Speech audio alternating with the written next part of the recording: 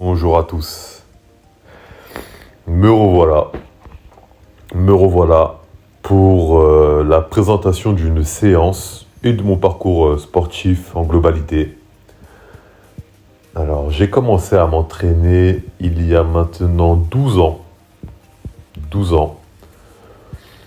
Dans un stade qui s'appelle le stade Auguste Delaune à Saint-Denis. Et j'ai commencé en faisant de l'athlétisme. Très vite, je suis tombé amoureux de la musculation, du sport, de la musculation, du renforcement musculaire.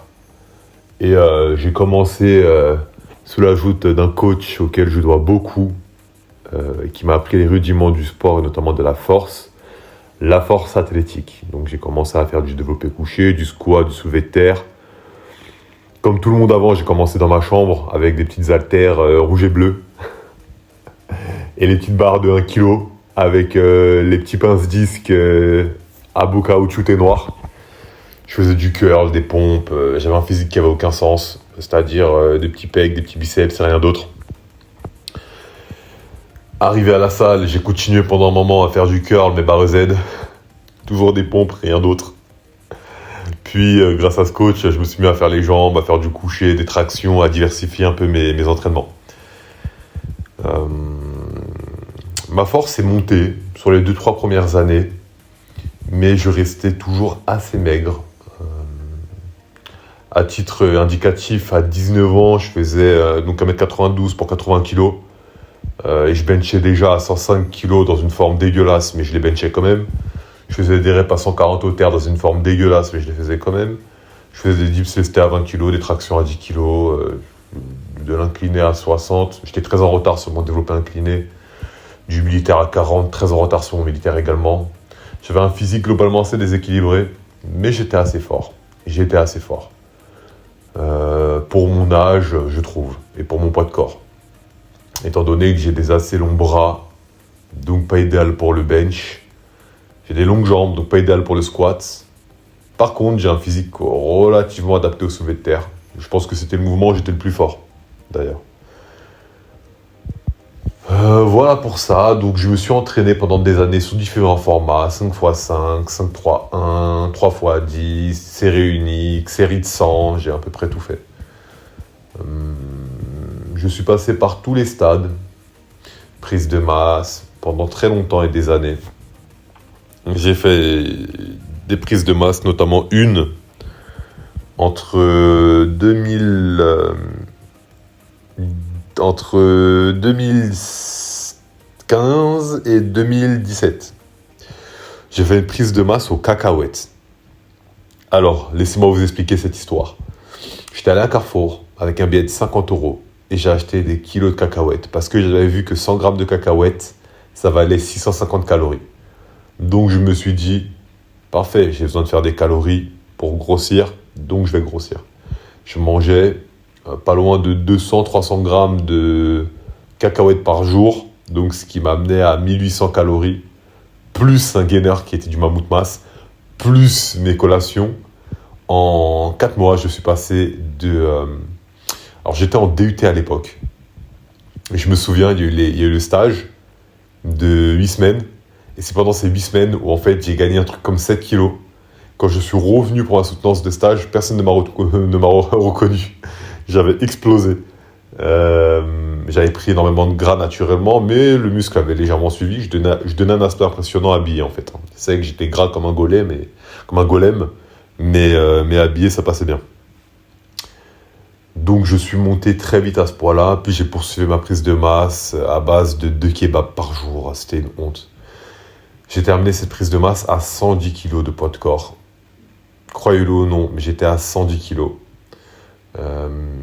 Plus tard, sur cette chaîne YouTube, je vous montrerai des vidéos. J'ai des footage de moi à 20 ans, 80 kg. J'ai des photos de moi à 110 kg.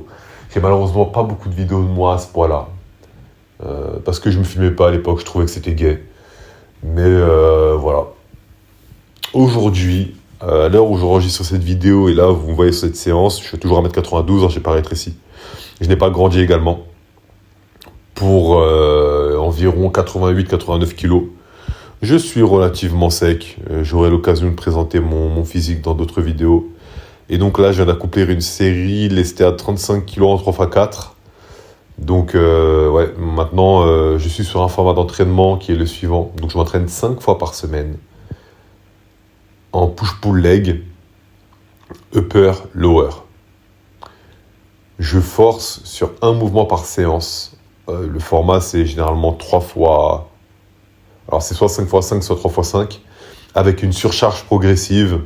C'est-à-dire que première semaine, je vais faire un 5x3, une charge donnée. Seconde semaine, 5x4. Une fois que j'ai validé les 5x5, je monte de 2,5 kg sur le haut du corps, sur tous les mouvements de haut du corps, et de 5 kg sur les mouvements de bas du corps. Sachant que les seuls mouvements que j'exerce en force maintenant sur le bas du corps sont en fait le hip bell squat. C'est le seul mouvement. J'ai squatté pendant des années en back squat, en front squat, j'étais assez fort. J'avais passé 180 kg une rep au back squat autour de 19 ans, puis je me suis blessé au dos. Mais je m'étais blessé au dos soulevé de terre sur une série de 20 reps à 140 en déficit avec élastique. Longue histoire. Et,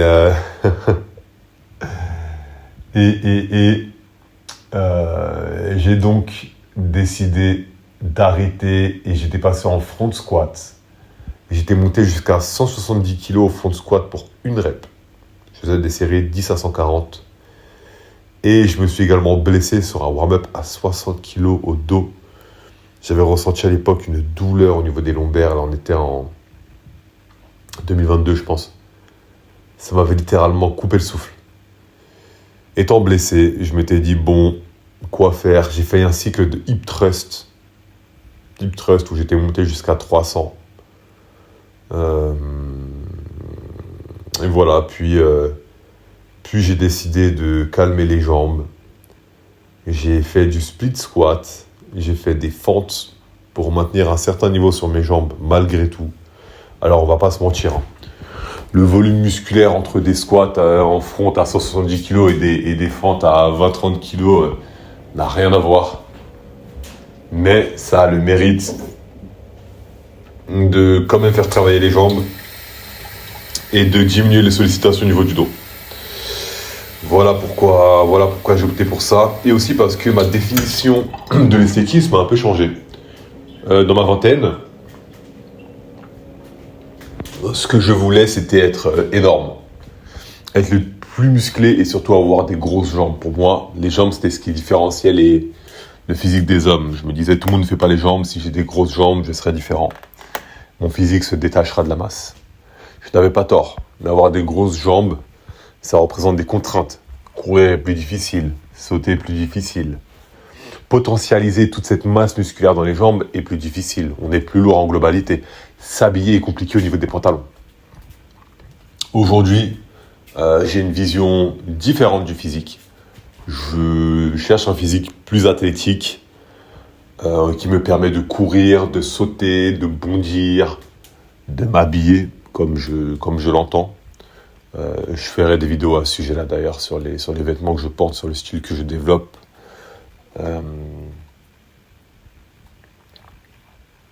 Donc s'habiller comme on l'entend est plus simple. Et voilà pourquoi j'ai décidé en plus des blessures, de calmer les jambes. Je les fais toujours 2 fois par semaine, mais sur un format différent. Revenons à la séance que je suis en train de faire, car je ne l'ai pas traité du tout. Donc là, je validais un 3x4 à 35 kg aux tractions lestées, suivi d'un 3x10 en pronation, puis d'un 3x10 en supination, avec 1 minute de récupération entre chaque série. Et donc là, vous voyez que je patiente. Je vous ai laissé le temps de récupération en temps réel. J'aime m'entraîner sans musique et en n'utilisant pas mon téléphone, hein, si ce n'est là pour filmer en l'occurrence. Je trouve que ça permet de me concentrer, mais parfois j'aime aussi mettre de la musique, ça dépend en fait. Mais j'évite de la mettre. En général, j'aime être concentré sur mon mouvement et je suis plus concentré quand il n'y a pas de musique. Ce faisant, je n'ai pas filmé l'intégralité de cette séance. Ensuite, il y a eu du rowing, poulie, prise serrée, en 3x20. à 50 kilos. Puis j'ai enchaîné avec du curl kettlebell élastique à 20 kilos pour un 4x15. Alors c'est un mouvement où je prends un élastique de résistance que je double, que je passe dans la anse de la kettlebell et je curl avec mes deux mains en même temps. Je trouve que la sensation est agréable au niveau des biceps.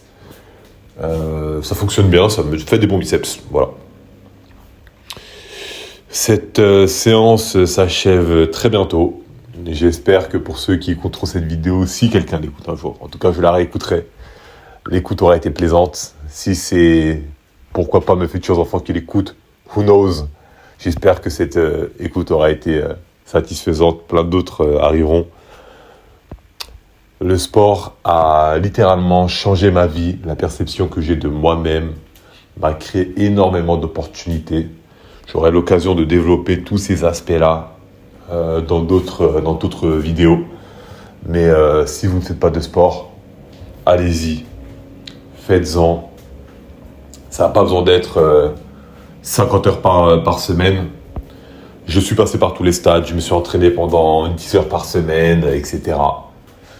4 à 5 heures, c'est largement suffisant, réparti sur 3 séances d'un sport que vous aimez faire. Pas forcément de la musculation, ça peut être de la danse, ça peut être du pilates, ça peut être du tennis, ça peut être du squash, ça peut être n'importe quoi, mais ayez une activité physique.